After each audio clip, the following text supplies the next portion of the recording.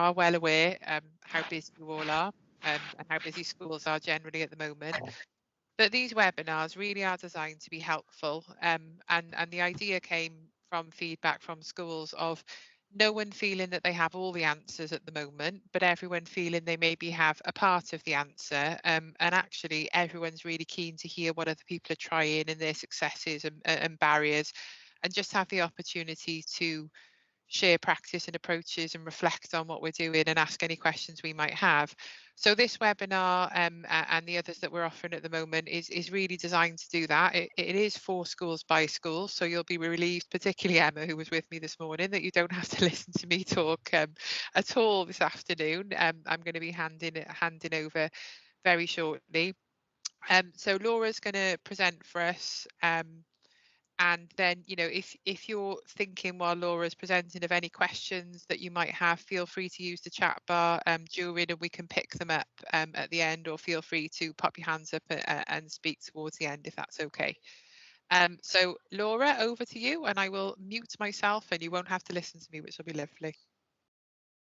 Thank you, Louise. I'm just going to share my screen with you all. Okay, can you all see that? Okay, I hope you can. Yeah.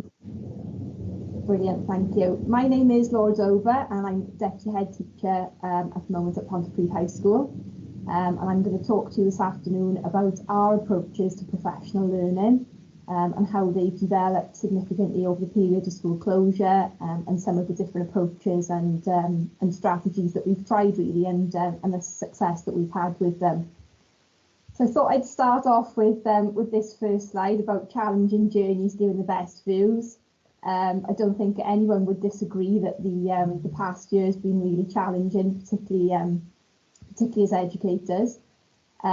But there are lots of positives to take out, I think, as well. And as a school, we've really tried to focus ourselves, particularly when we're getting caught up in a lot of negativity and a lot of challenging circumstances. We've really tried to focus on the positives that we can take out of the situation. And I think there are lots of things that we've learned, you know, over the course of the year that we will certainly keep, and that, you know, we've developed in particular areas. So I'll talk a bit more about that as I go along.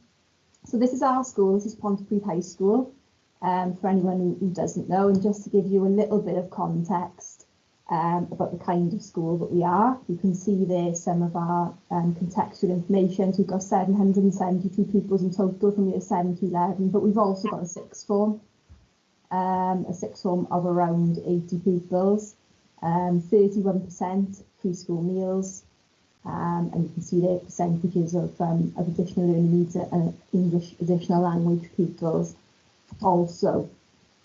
We work as much as we possibly can in line with the SLO model, and the professional learning offer that we make available to staff is, I would say, ticks boxes in lots of these areas. So obviously in terms of creating and supporting continuous learning, but also within the school, we massively promote the team learning and collaboration culture. So, you know, of us all working together as a team, and very much in terms of professional learning, learning from each other and sharing the best practice that we've got within the school.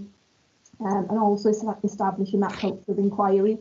So, you know, we really encourage staff to try new things. And of course, over the past year, I think that's been a massive part of our professional learning, has been trying things that we've never tried before, and sort of learning from our own mistakes, and developing in that way as well. I just thought I'd show this diagram because it really sort of encapsulates, you know, the needs of the learner. And in terms of our approach to professional learning, that's very much where we start. And where we end really. So it's about making sure that our staff have got the professional learning opportunities to be able to best meet the needs of our learners. And you know, there'll be a range of ways of identifying those needs. But it's also about tailoring our professional learning to, you know, to our staff needs, but ultimately ensuring that we are meeting the needs of our learners. So in terms of before periods of school closure, and what professional learning looks like in Pontypridd High, I've already said that we have a really strong focus on collaboration. We have worked over the past years in developing that culture, where staff very much have an open door, and we invite colleagues in to observe lessons, learning walks, and they all go on frequently throughout the school, and staff feel quite comfortable as well, I would say, to make mistakes in front of each other, but to have a real sort of professional conversation about why certain things happened and moving that on. So we've really worked hard to develop that over the past few years. We run a calendar of workshops every year. So in terms of looking at best practice and also meeting development needs, we run staff-led workshops where members of staff can deliver half an hour, 45 minutes after school, and then other members of staff will then sign up for those, and they go on throughout the year. We've run learning and teaching briefings every week on a Thursday morning, and so one of our briefing sessions basically is just devoted to learning and teaching, where staff will stand up and share a 10-minute strategy, and just something really short and quick, often lots of simple ideas, which are usually the best ones, I think. And then obviously staff know who to approach if they want more information on any of those strategies. So that's something that really brings teaching and learning to the forefront of our of our school life. We run action research groups every year. So staff are grouped together to work on action research projects, and a time for that is built into our meeting time and our directed time. So we ensure that is very structured, and those meetings are led, and that is all mapped out on the calendar prior to the start of the year. And we also ensure much of our inset time and a lot of our directed time is centred around professional learning opportunities for staff, and sharing the best practice that we've got in the school. So that's what it looks like usually. Obviously it has had to change over the past year, and that's what I'm going to talk to you about this afternoon. So just to take you back to where we were during the first period of school closures in March 2020, we'd used Microsoft Teams. It was being used in ICT lessons in school, so they were working in the class notebook. They were used to joining a team and submitting work on Teams in their IT lessons in particular year groups. But in terms of a whole school, embedded approach to collaborating digitally using Teams, we were certainly not there. Staff were completely unfamiliar. It was something we dipped toes into in certain areas. It was something that was on our agenda for the future, something that we thought would be a good idea, but we certainly had not embedded it in school in any way, shape or form. As we went off, first of all, first few weeks we were setting work using class charts, using the school website, and it soon became apparent that we needed something better and that Microsoft Teams was the way that we were going to go. So we needed to provide staff support and training and also pupil support. But the challenge was that obviously we were trying to do all of this remotely because we weren't in school. So we went down the road of using training videos, and we had members of staff in school, so members of our ICT department, who started to create really short video clips that would train staff, first of all, just on setting up a team, on adding class members to a team. And we also made versions for pupils, parents and carers so they could access, which would just walk them through step by step, really simply, what they needed to do just to get on there and access the work in the first instance. So we created these videos and we shared them on the YouTube channel.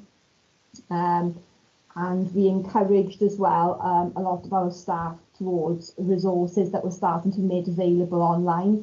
So I know towards the summer of last year, there seemed to be more and more webinars emerging around blended learning. And so we encouraged staff to watch as many of those as they could. And then later, as the Hub resources developed and lots of the how-to guides became available on Hub, we started to use those and to direct staff towards those also. So it was very much video tutorials during last summer. And you can just see a clip there. I mean, it's all available on our YouTube channel, but there's some of the short videos setting up Microsoft Teams, marking assignments in Teams. And these have really developed over time. We definitely didn't jump in last summer with digital marking or anything like that. There's a longer one there on using PowerPoint to create video, which was developed to help staff to start to record lessons. And then there were more sort of pupil-friendly shorter versions then set up about accessing work in different places. So that's how we started. When we came back to school in the autumn, obviously we had cases of COVID, which meant that groups of pupils needed to isolate for 2 weeks at a time. We were lucky in that we were into school that was hit with a huge amount of cases, but we did have groups of pupils who needed to go home, and year 11 and 12 in particular, there were groups who needed to go home multiple times during the autumn term. So we took advantage of the time that we had with the pupils in front of us to start to upskill them, just in case they did have to go off or in case there was further period of closure down the line. So we brought in sessions for pupils during registration time and so on. And these sessions were very beneficial for staff also, because obviously in order for staff to be able to lead the sessions, we created, again, video tutorials or support for staff, and then they were able to lead the session to pupils. So we worked more together on making sure that everyone was comfortable with using Teams. We ensured all the pupils knew how to log in and knew how to submit their work. And again, as I've said, we worked with staff further to ensure that we had more training and support. We also started over the autumn term to look at video conferencing and live streaming. So we invested in some more equipment, some laptops, some more visualizers and webcams and so on. And we started to set up different types of lessons. So we experimented with staff teaching a class and adding pupils who were at home. And we did that when we had groups of pupils isolating to see how that would work. And we also tried to look into staff starting to teach live lessons. So particularly with the sixth form, when they were at home, the staff would deliver live lessons using Microsoft Teams so that they could carry on working from home. In the beginning, in terms of introducing that with staff, we used small groups to start with, and then as those staff got confident, they would then support others. And I very much encouraged them to do it together to begin with, so to build up their confidence, to get used to what they were doing. If there was somebody who'd done one before who was reasonably confident, they would then, support someone else who was maybe trying it for the first time. And we found that worked quite well. Also trialling approaches with small groups. So rather than jumping in with a full class, we just selected some small groups of pupils. So when we did the first live stream lesson that went home, we had about 10 pupils in the room with a teacher. And then the rest of them were working from home. So we just to try it out basically and to see how it would all work. So that's where we got to between the summer and autumn. In November, we had an inset day, and the focus of that inset day was blended learning training. So I attended the Central South webinar, the Doug Limov one, teaching the online classroom. We bought the book, did as much reading really as I could around different strategies and approaches and research and what was working well. And I used all of that. I mean, I'm always conscious that, to ask staff to do a lot of the reading and so on, they are up against it with time teaching full timetables. And so I decided to make a training session out of it all, basically, for the November inset day. So we had a working from home day, and we all accessed the training online. And I think that was a bit of a sort of a twofold purpose to that really, because I wanted the staff as well to have empathy with the pupils and what it felt like for them working from home. So the day was a blend of synchronous and asynchronous approaches. So we all met together to start off with, and introduced the training and talked around it a little bit, and we looked at a few things together. And then I asked them to go away and to watch a recorded video that I'd made, which was basically me pulling together lots of different strategies and ideas that I'd gathered, and also asked them to reflect on lesson clips. So they would then watch some clips and pause their video and reflect, and then continue watching. And then we came back together at the end to have some feedback and sort of plan the way forward. And that took us up to about midday. And then the afternoon session, staff were then given time to go away and start to put some of the training into action, really, in making some of their own blended resources that they could use with pupils should they be working from home. So the impact of that day, I always do a staff evaluation after any staff training, and for that one you can see there, all the staff thought that it was useful. They all said that it caused them to reflect on their own teaching. They liked the format, which I think is encouraging, and particularly thinking about the way pupils learn and that blend of synchronous and asynchronous approaches, and not one size fits all. And then you can see there the way they rated the effectiveness of the training. So that was something that I think worked quite successfully for us, and was a good use of that inset day. Something else that's worked really well is our lesson observation cycle. Every year we conduct lesson observations, so we have one in the autumn and we have one in the spring, and the third we give up to staff to do their own peer observations. And in the autumn we decided that it wasn't appropriate to observe lessons in the usual way, as we didn't want to be adding contact by putting more adults into classrooms, given the restrictions. But also, we thought that given our focus was on looking at blended learning and development of blended learning, then really our observations should focus on the quality of our blended approaches to sort of give us a good idea of where we were. And during the first period of school closure, we looked a lot at engagement, and we did a lot of work in building up engagement as the weeks went by. And I think we came on a real journey of progress with that in terms of encouraging more and more pupils to engage. But by the time we got to December, it was more a case of wanting to look at the quality of teaching that was available through the blended lessons. And so what I put in place was for us to actually evaluate the quality of the provision by doing a lesson observation round, but looking at blended resources. So I asked every member of staff to choose either a synchronous or an asynchronous lesson. So it could be a live lesson that they'd recorded, or it could be a recorded lesson that they'd prepared in advance. But it had to be a lesson that pupils had already had access to and had worked through. It could have been that it was given out during a period of isolation. If there were teachers who hadn't had pupils isolating, and there were quite a few, then they could choose to set it as a flipped learning task or as a homework task. But we wanted everyone to have experience of making a blended resource, really, and using it with pupils.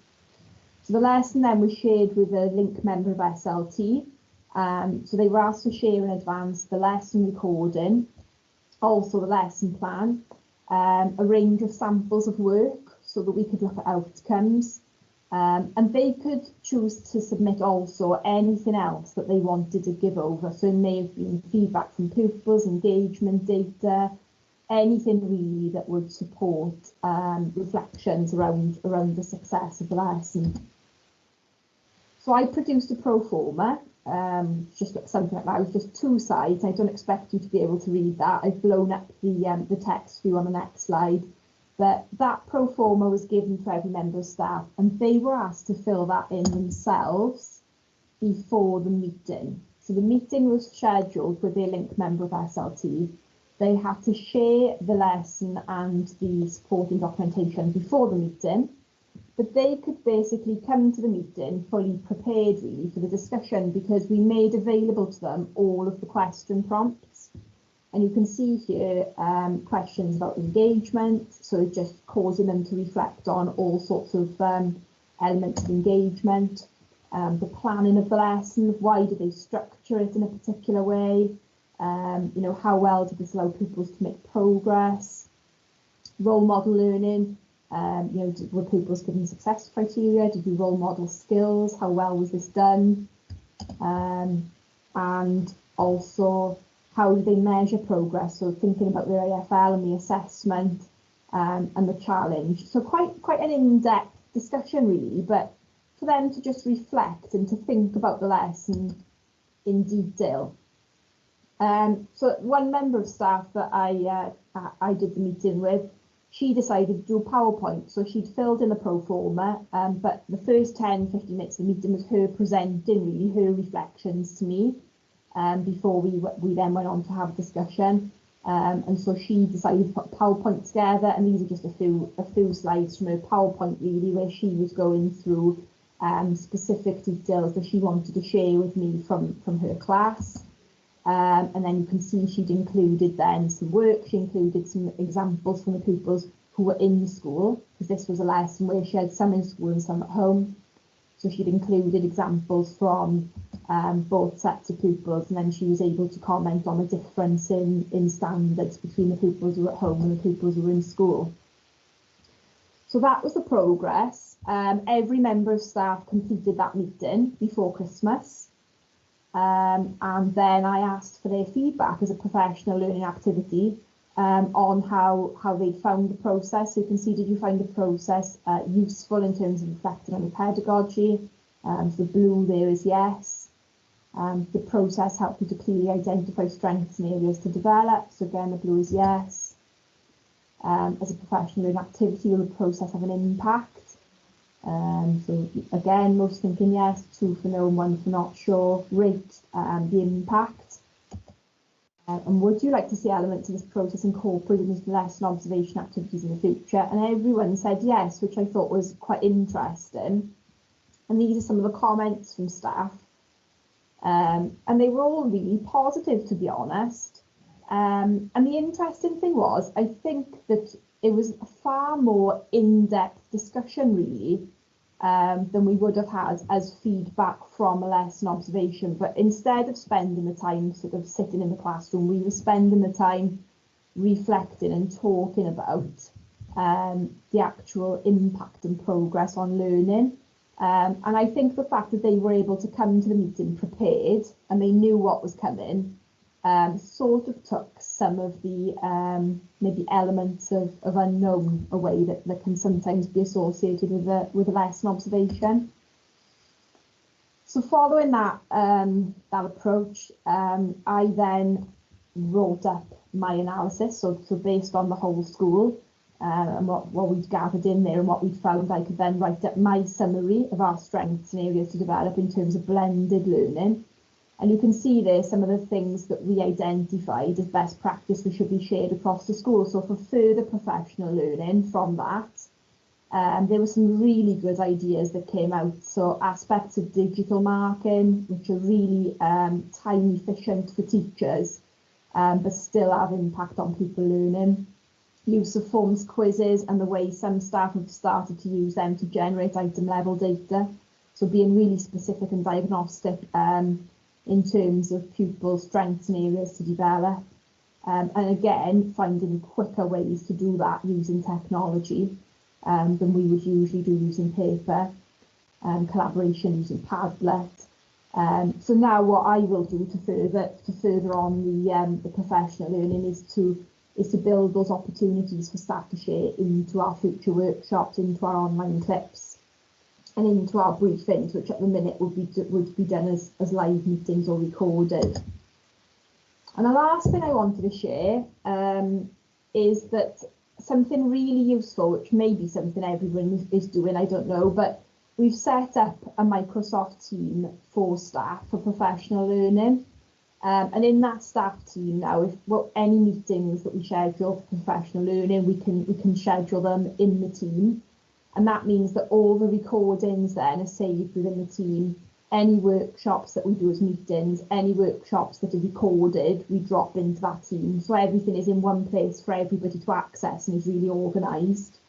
But again, all of the meetings, when I think about meetings we would have usually done in school, which are just gone, they're now all in there, so staff can refer back to them, they can watch them again.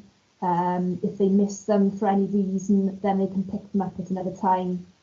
We can put team meetings in there as well. We can drop files and links. So I can drop in there the link to the Central South webinars, for example, and then the staff can go in and choose appropriate ones that they want to go and watch, and it's all in there for them, easy to access. But we've talked a lot about building up clips of recorded material for pupils and how that is a really useful thing to do in terms of coming back to school. And even when we're not working in a blended way anymore, they will, still be able to refer back to and use those clips. And I think the same is true really of professional learning for us. We've learned that anything we can do, any short clips, any short strategies, just recording them means we've got our bank there that can be referred to if we have new staff, also on, then anyone can pick them up at any time. So that's been a really useful approach for us also. And that's it from me. I've probably talked for long enough, but if there's any questions from anyone, then I'm on anything I've said, I'm happy to answer them.